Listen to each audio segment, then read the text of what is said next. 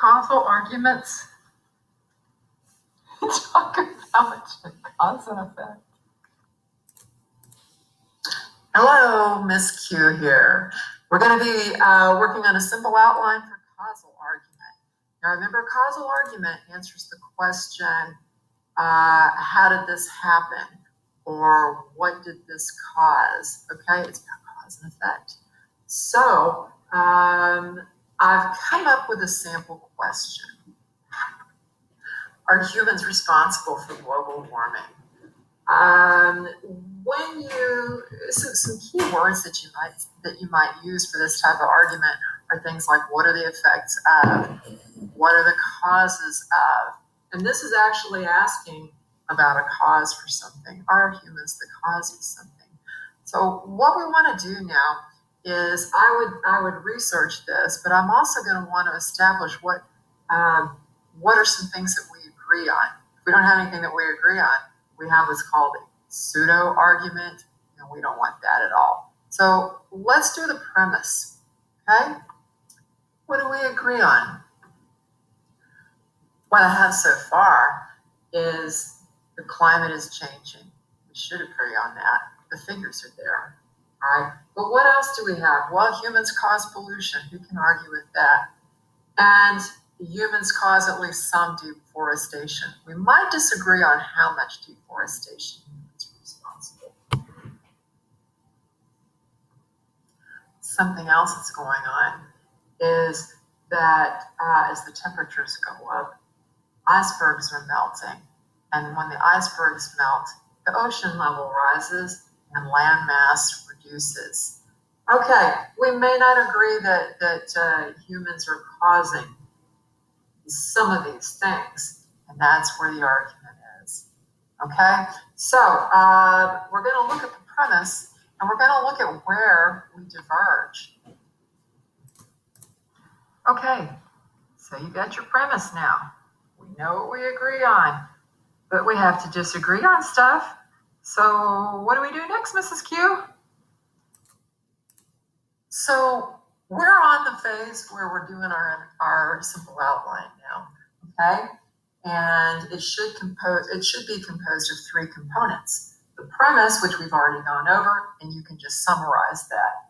The essay map, which is 2 points, and your thesis. Now, because this is a causal argument, your 2 points are going to be 2 causes or 2 effects, okay? And you're going to have your counter argument and your rebuttals as well. Now, since we are talking about how humans need to change their ways or they're going to destroy the earth that supports them, we're gonna do our 2 effects.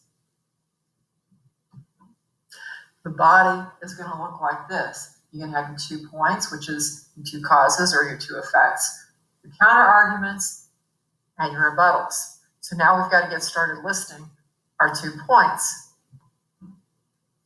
Okay, now the 2 effects that I've come up with, these are 2 things that are the result of our tampering with the environment. As a result of high temperatures, the icebergs are melting, the oceans are rising, and the land mass is diminishing. Okay. Then I've also got here that we have a biosphere breakdown, which is causing a change in our crops. It's affecting our crops. It's affecting vegetation. Changes in vegetation affect pollen counts, quality of life. It also can account for droughts and affect our food and our air supply. Okay, now you also have to keep in mind these should not be things that you think of off the top of your head. You need to get this from research. You're going to have to provide sources for both of your points, whatever they are. And then next, what I need to do is I'm going to talk about those effects. I'm going to have to explain how we caused them and what they're leading to. So the first one, what I did was, through my research, of course, I found that because of pollution and deforestation, it's affected the ozone layer, which is responsible for temperature changes. Okay. Also, the increased ocean temperatures kill marine life, and of course, it lowers the amount of land that we have, and this affects our food supply. Of course, all of this is from sources too.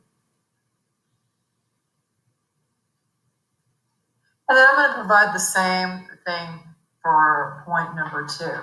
And next, what we need to do is we need to talk about our counter arguments.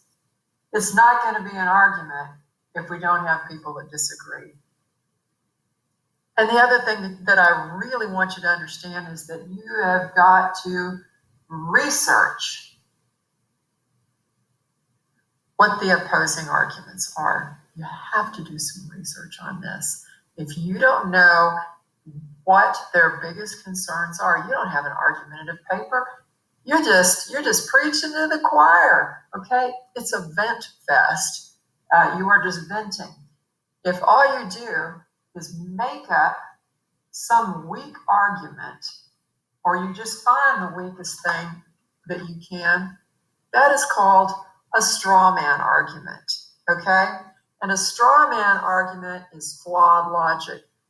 If you do this, I can promise you that the best grade you're going to get on your essay is going to be a C, okay? So don't do this. You need to research your argument, okay?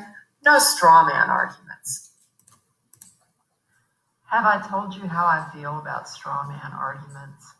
I don't like them. So here we are on the counter arguments, and you need to list at least 2 of them, and then your rebuttals. This is where you have the last word. You answer up to those arguments. Plus, this is a good time for you to add a few little extra things that you didn't get to say before to really bring home your argument. Okay? Then finally, what we have left is the conclusion.